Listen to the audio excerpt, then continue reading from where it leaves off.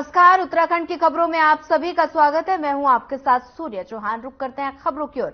राज्य आंदोलन के दौरान चर्चित रामपुर तिहारा कांड में पीएससी के 2 सिपाहियों को आजीवन कारावास की सजा सुनाई गई और इसी को लेकर मुख्यमंत्री पुष्कर सिंह धामी ने कहा कि लंबे समय से न्याय का इंतजार कर रहे हैं और पीड़ितों और उनके परिवारजनों को अदालत के निर्णय से बड़ी राहत मिली है। और मुख्यमंत्री ने कहा कि मुजफ्फरनगर के रामपुर तिहारे पर 2 अक्टूबर 1994 को आंदोलन के दौरान हमारे नौजवानों, माताओं, बहनों के साथ क्रूरतापूर्ण व्यवहार किया गया, जिसमें कई आंदोलनकारियों का बलिदान हुआ। और मुख्यमंत्री ने आगे कहा कि ये एक दुर्भाग्यपूर्ण घटना थी।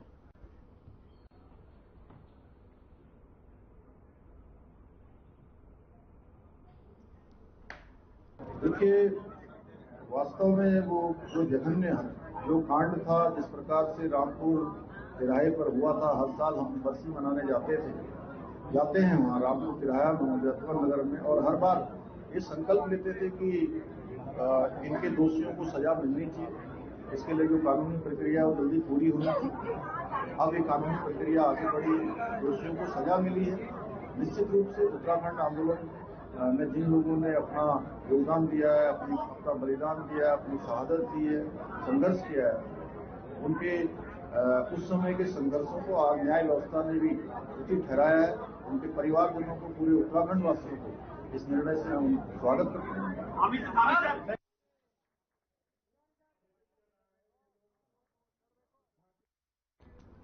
बढ़ते हैं अगली खबर की ओर। उधम सिंह नगर के खटीमा में लगभग 3 दर्जन मुस्लिम समाज के युवाओं ने बीजेपी की सदस्यता ली।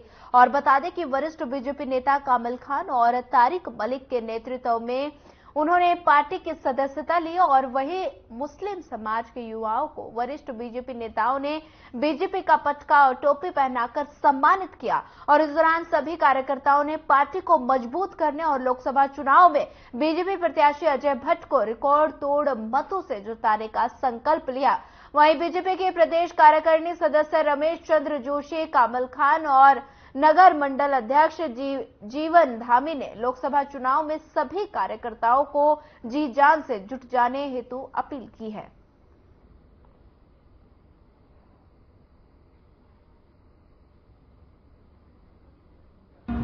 माननीय पुष्कर सिंह धामी जो प्रदेश के यशस्वी मुख्यमंत्री हैं, उनके दिशा निर्देशानुसार हम लोग काम कर रहे हैं। तो लगातार पिछले 2 वर्षों से जो काम का नतीजा है, माननीय मुख्यमंत्री जी द्वारा प्रदेश स्तर पे जो विकास की गंगा बहाई गई है, उससे प्रभावित होकर के ही हमारे इस क्षेत्र के तमाम जनता भारतीय जनता पार्टी से जुड़ रही है। ये उसी का परिणाम है। और हमारा ये लक्ष्य है कि जैसे मोदी जी पूरे देश से कांग्रेस मुक्त का नारा देते हैं, हमने ये नारे को दृढ़ रूप से, निश्चित रूप से इसको पूरा करने का प्रयास कर रहे हैं। और खटीमा से हम कांग्रेस मुक्त करने की पूरी कोशिश करेंगे। इसमें हमारे साथ अल्पसंख्यक मोर्चे के तमाम लोग जुड़ रहे हैं और ये हमारी एक सफलता की एक शुरुआत है। और आगे आगे आप देखेंगे कि गढ़वाल संसदीय सीट से बीजेपी प्रत्याशी अनिल बनूली के नेतृत्व में दिग्गज कांग्रेसियों ने बीजेपी का दामन थाम लिया। पौड़ी के नए बस अड्डे में बीजेपी द्वारा अनिल बनूली के संबोधन का कार्यक्रम आयोजित किया गया, जिसमें सैकड़ों की संख्या में लोग पहुंचे और दर्जनों की संख्या में नेताओं व कार्यकर्ताओं ने बीजेपी का दामन थामा। देश के विकास के लिए मोदी जी के साथ मिलकर काम, बता दें कि काम लग जाएंगे और साथ ही विकास 70 सालों में कांग्रेस पार्टी नहीं करा पाई।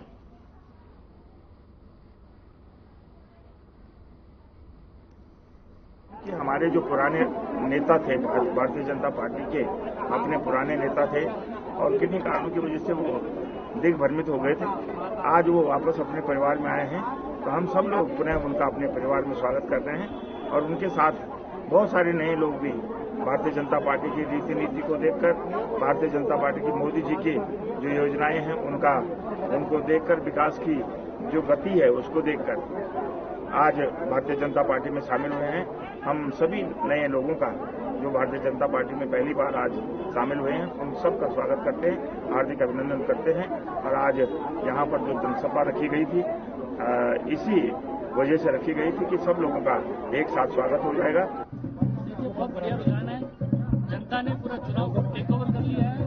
अब चुनाव कार्यकर्ताओं और नेताओं के हाथ से निकल के जनता के हाथ में चला गया है। जनता निकल पड़ी है घर से मोदी जी की सरकार बनवाने के लिए, मोदी जी की सरकार को 400 पार कराने के लिए सब लोग अब पूरी ताकत लग गए।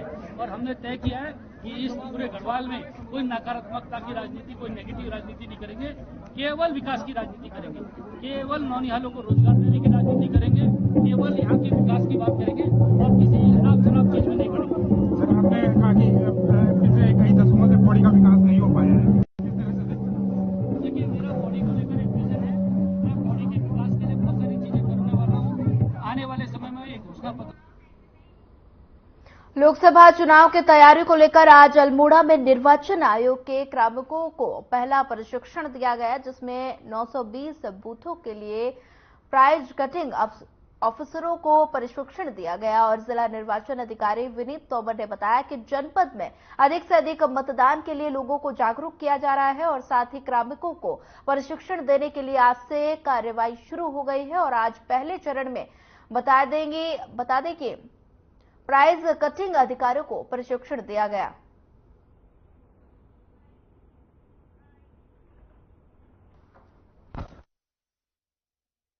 देखिए, आज पहला प्रशिक्षण है हमारे 920 पोलिंग स्टेशन से, उसके हिसाब से हमने लोगों को बुलाया है। और जो पहली ट्रेनिंग चल रही है वो केवल प्रिजाइडिंग ऑफिसर और प्रशिक्षण जो हमारा PO1 होता है, पोलिंग ऑफिसर 1, इन 2 लोगों को प्रशिक्षण दिया जा रहा है। और हमारी प्रयास ये है कि इन लोगों को सब कुछ सिखा दिया जाए, इनके अंदर कोई डाउट ना रह जाए।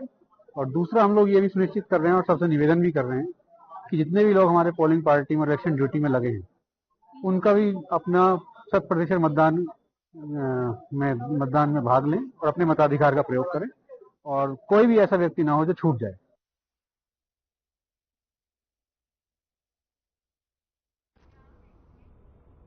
आगामी लोकसभा चुनाव में निर्वाचन आयोग की तरफ से दिव्यांग और 85 वर्ष से अधिक उम्र के मतदाताओं को पोस्टल बैलेट के जरिए घर से मतदान करने का ऑप्शन दिया है और लिहाजा जिला निर्वाचन विभाग ने इसकी तैयारी शुरू कर दी है। वहीं आपको बता दें कि हल्द्वानी नगर निगम सभागार में ARO हल्द्वानी ने सभी BLO की बैठक लेकर दिव्यांग और बुजुर्ग मतदाताओं के लिए फार्म नंबर 12D के संबंध में जानकारी लेते हुए घर से पोस्टल वॉलेट के जरिए मतदान करने वाले मतदाताओं को पूरी जानकारी के निर्देश दिए हैं। और साथ ही उन्होंने बताया कि इस बार पूरे देश में एक व्यवस्था पहली बार लागू होने जा रही है।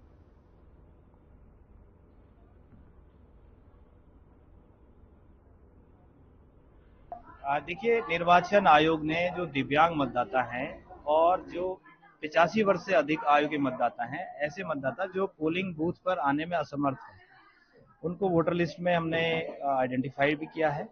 BLOs को ये इसलिए बुलाया गया था कि उनके लिए एक स्पेशल व्यवस्था की गई है ऐसे मतदाताओं को अपना मत का उपयोग करने के लिए, मताधिकार का प्रयोग करने के लिए, कि वो पोस्टल बैलेट के माध्यम से मत दे सकते हैं। तो BLOs को प्री प्रिंटेड उनको फॉर्म 12D दिए जा रहे हैं, जिस पर उन मतदाताओं को आवेदन करना है और ये काम हमें 4 से 5 दिन में उनको वितरित करके खत्म करना है। और साथ ही ऐसे मतदाताओं से जो अक्षम हैं बूथ पे आने वाले 85 साल से अधिक और दिव्यांग मतदाता, उनसे आवेदन लेकर उनको पोस्टल बैलेट जारी करना।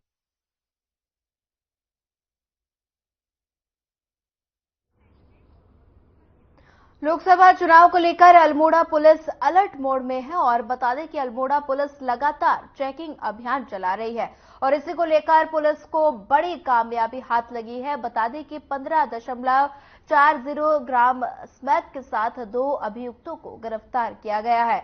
और साथ ही इस मामले में DSP विमल कुमार ने बताया कि आगामी लोकसभा चुनाव को देखते हुए ये कार्रवाई की गई है, जिसमें अवैध मादक पदार्थों, अवैध नकदी, संदिग्ध वस्तु के बरामदगी की गई है और जिसकी कीमत 4.5 लाख से अधिक है।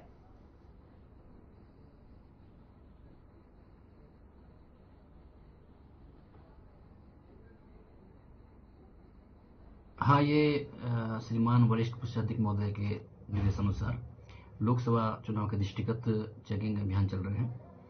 इसी के तहत कल रात्रि को SSJ कैंपस के पास पुलिस द्वारा चेकिंग के दौरान 2 युवकों को पकड़ा गया, जिनके पास से 15 ग्राम से अधिक स्मैक बरामद की गई है, जिसकी कीमत लगभग 4 लाख से ऊपर की है।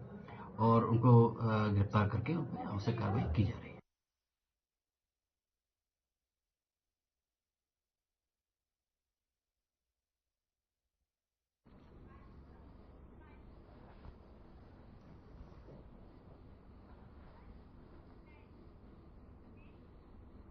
खबर उधम सिंह नगर से है, जहां नशा मुक्त उत्तराखंड अभियान के अंतर्गत उधम सिंह नगर पुलिस की बड़ी कार्रवाई पुलिस ने की है और टैक्सी की आड़ में चरस तस्करी कर रहे आरोपी को पुलिस ने गिरफ्तार कर लिया और थाना ट्रांजिट कैंप पुलिस और एसओजी के संयुक्त कार्रवाई में 1 किलो से अधिक चरस बरामद की गई, जिसकी कीमत लगभग 5 लाख रुपए आंकी जा रही है।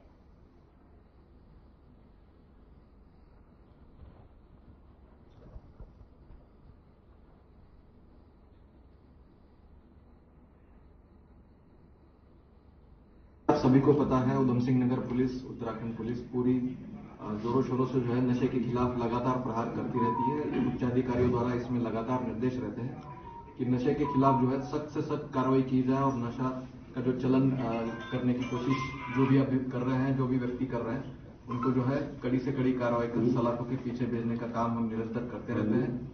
इसी क्रम में जो है जो चुनाव की आचार संहिता जारी हो चुकी है और हमारी चेकिंग, हमारे बैरियर्स पे हो रही चेकिंग, एसएसटी, एफएसटी और बाकी भी रूटीन में भी जो थानों द्वारा जो की जाती है चेकिंग और मैनुअल इनपुट भी आते हैं, उसके इन सभी का जो है नतीजा एक अच्छा निकलते हुए एक नशे के खिलाफ थाना ट्रांजिट कैंप पुलिस ने बहुत ही एक अच्छी सफलता प्राप्त की है।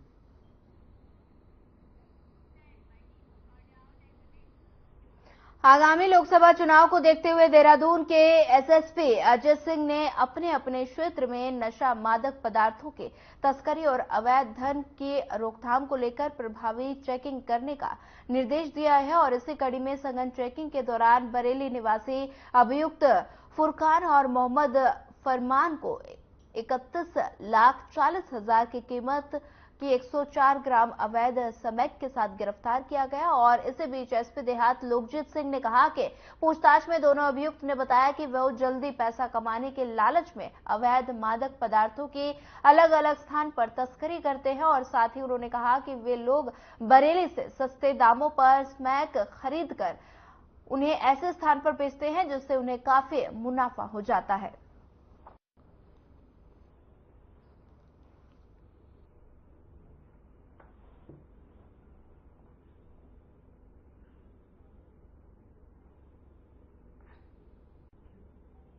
इसी काम में लगे हुए थे और ये अभी इन्वेस्टिगेशन का पार्ट है कि इसमें हम देखेंगे ये लोग क्या करते हैं, इनका दूसरा कोई और धंधा तो नहीं है और किन कार्यों में लिप्त है। अभी विस्तृत पूछताछ में ये सारी चीजें सामने आएंगी।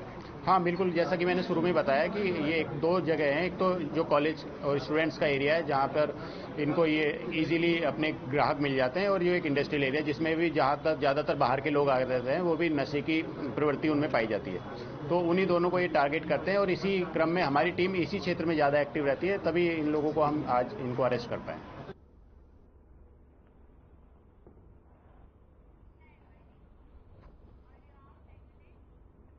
श्रीनगर बेस चिकित्सालय श्रीकोट में बता दें कि विगत 9 मार्च को चमोली जिले के नंदा नगर बता दें कि गांव में भैटी गांव की एक महिला ने 3 शिशुओं को एक साथ जन्म दिया और जन्म के साथ बता दें कि शिशुओं को वजन से लेकर अन्य तरह की परेशानी थी, लेकिन चिकित्सालय से बाल रोग विभाग के डॉक्टरों की टीम ने 10 दिनों के इलाज के बाद महिला के शिशुओं को नया जीवन दान दिया। प्रदेश के माननीय चिकित्सा स्वास्थ्य एवं चिकित्सा शिक्षा मंत्री डॉक्टर धन सिंह रावत ने हर विभाग को चिकित्सीय मशीनों से बता दें कि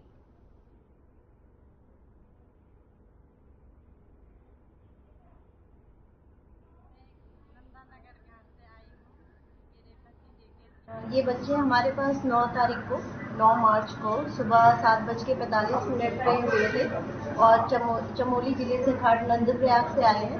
तो तीनों बच्चे जो है समय से काफ़ी पहले पैदा हो गए थे।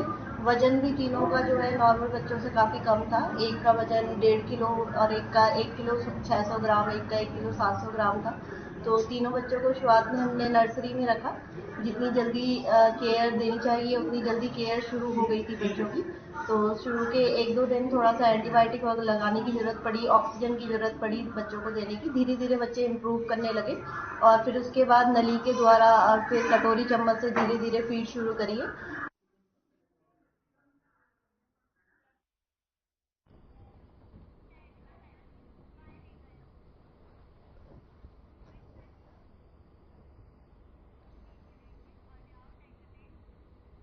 मदन मोहन उपाध्याय राजकीय स्नातकोत्तर महाविद्यालय द्वाराहाट के एनएसएस शिविर का समापन हुआ और बता दें कि विजयपुर राजकीय प्राथमिक विद्यालय एनएसएस के 7 दिवसीय विशेष शिविर का समापन हुआ। समापन समारोह के मुख्य अतिथि महाविद्यालय के प्राचार्य और संरक्षक धन सिंह कुंवर और विशिष्ट अतिथि ग्राम प्रधान विजयपुर योगेश भट्ट समेत विशिष्ट अतिथि डॉक्टर भरत उपाध्याय रहे और इस मौके पर सभी छात्र छात्राओं ने रंगारंग कार्यक्रम प्रस्तुत किया और इस अवसर पर महाविद्यालय के प्राचार्य और संरक्षक धन सिंह कुंवर ने दोनों कार्यक्रम अधिकारियों को पूनम पंत और विपिन सुयाल को 7 दिवसीय शिविर के सफलतापूर्वक संचालन के लिए बधाई दी और इसके साथ ही शिविर में सीखी गई बातों को अपने जीवन में उतारने को कहा।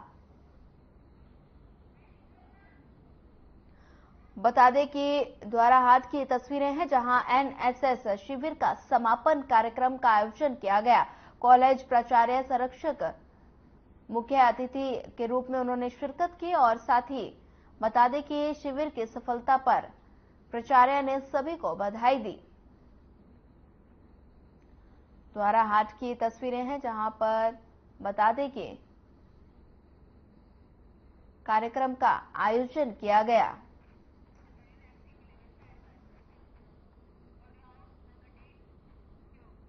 कुमायूं में एकादशी से होली अपने रंग में आ जाती है। आज के दिन ग्रामीण मंदिरों में जाकर होली गायन करते हैं। अल्मोड़ा के विश्व परिषद जागेश्वर धाम में भी चीर बांधने के साथ होली की शुरुआत की गई है और आपको बताते चले कि कुमायूं की होली की एक बड़ी विशेषता है और यहां महिलाओं और पुरुषों ने होली गायन को बड़े हर्षोल्लास के साथ मनाया। पुरुषों ने गांव के हर घर में जाकर होली गायन किया जाता है।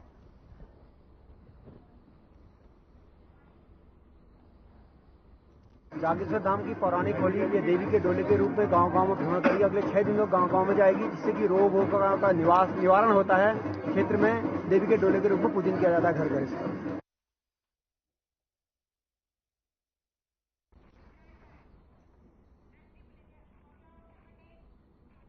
सत्ता दल बीजेपी ने आगामी लोकसभा चुनाव के चलते अपने प्रत्याशियों के लिए चुनाव का नामांकन दाखिल करने की तिथि घोषित कर दी है। वहीं आपको बता दें कि हर बीजेपी प्रत्याशी के नामांकन के दिन मुख्यमंत्री पुष्कर सिंह धामी उनके साथ मौजूद रहेंगे और इस बात को लेकर बीजेपी के प्रदेश अध्यक्ष महेंद्र भट्ट ने कहा कि 22 मार्च को अल्मोड़ा लोकसभा सीट प्रत्याशी अजय टम्टा का नामांकन होगा और उसी दिन हरिद्वार लोकसभा प्रत्याशी और पूर्व मुख्यमंत्री त्रिवेंद्र सिंह रावत का ऑनलाइन नामांकन होगा और साथ ही उन्होंने कहा कि 23 मार्च को त्रिवेंद्र सिंह रावत अपना नामांकन हरिद्वार में करेंगे और इसी प्रकार 26 मार्च को टिहरी और पौड़ी लोकसभा प्रत्याशियों का नामांकन होगा और 27 मार्च को नैनीताल लोकसभा प्रत्याशी अजय भट्ट का नामांकन होगा।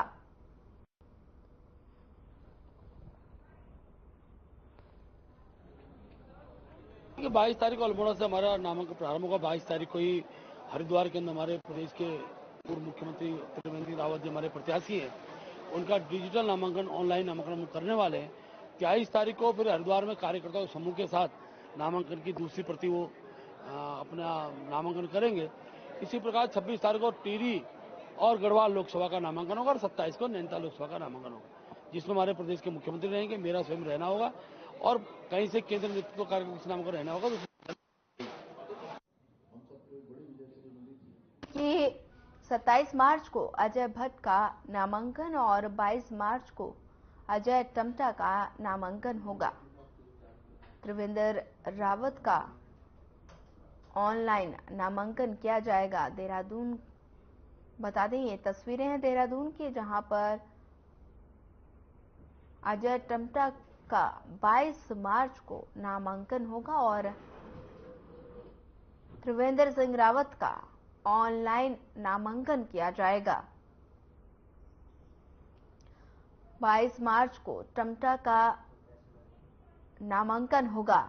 साथ ही पूर्व सीएम त्रिवेंद्र सिंह रावत का ऑनलाइन नामांकन किया जाएगा और 27 मार्च को अजय भट्ट का नामांकन होगा।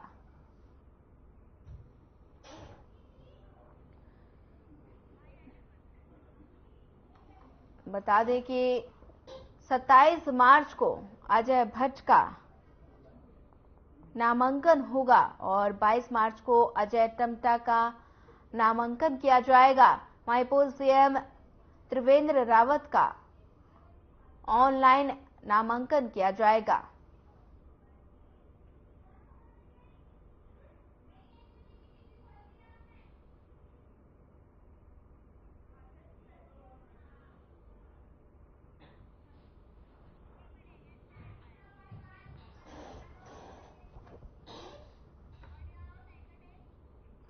पूरे देश में लोकसभा चुनाव को लेकर निर्वाचन आयोग की ओर से आदर्श चुनाव आचार संहिता लागू कर दी गई है और जिसका प्रशासन भी कड़ाई से पालन कर रहा है और कई क्षेत्रों में अभी भी कुछ सरकारी संपत्ति और बिजली के पोलों पर पोस्टर बैनर लगे हैं और जिसको लेकर जसपुर एसडीएम गौरव चटवाल ने कहा कि लगातार शहर क्षेत्र में रात दिन होर्डिंग पोस्टर बैनर हटाए जा रहे हैं। वहीं सरकारी समितियों से भी पोस्टर बैनर को हटा दिया जा रहा है।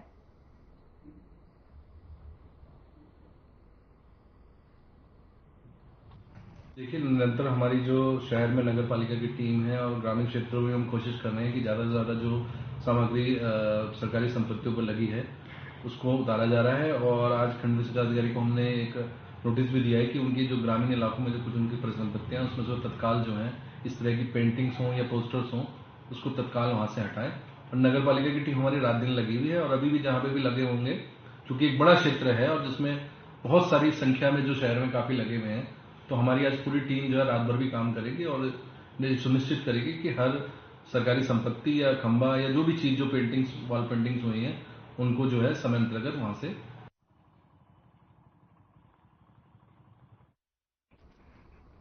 कांग्रेस के प्रदेश अध्यक्ष करण माहरा ने मुख्य चुनाव आयुक्त को पत्र लिखकर उत्तराखंड के डीजीपी अभिनव कुमार को पद से हटाने का निवेदन किया। वहीं आपको बता दें कि अभिनव कुमार डीजीपी बनने से पहले मुख्यमंत्री पुष्कर सिंह धामी के प्रमुख सचिव के रूप में कार्यरत थे, जिस पर करण माहरा का आरोप है कि पूर्व में हुए अंकिता भंडारी हत्याकांड में जांच अभी भी फिलहाल जारी है और डीजीपी अभिनव कुमार अपने बयानों के जरिए सत्ताधारी दल के प्रवक्ता की तरह सरकार का बचाव करते हुए नजर आ रहे हैं, जिसे देखते हुए उन्हें पद से तत्काल हटाए जाने का आह्वान किया गया। वहीं इस बात पर कांग्रेस के वरिष्ठ प्रदेश उपाध्यक्ष सूर्यकांत धमसाना ने कहा कि अंकिता भंडारी मामले में जिस प्रकार पत्रकार आशुतोष नेगी गिरफ्तार किया गया है, तो सवाल डीजीपी पर उठे और देखते हुए लोकसभा चुनाव उन्हें उनके से बता दें कि विमुक्त रखना चाहिए।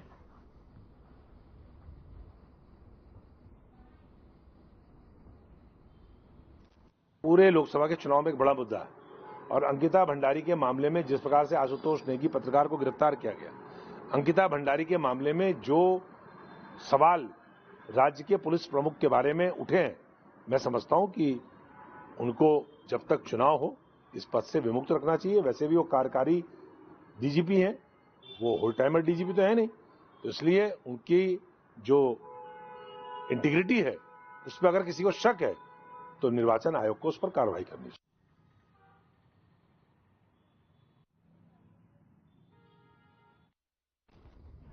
फिलहाल इस बुलेटिन में इतना ही। ज्यादा खबरों के लिए बने रहिए हमारे साथ। नमस्कार।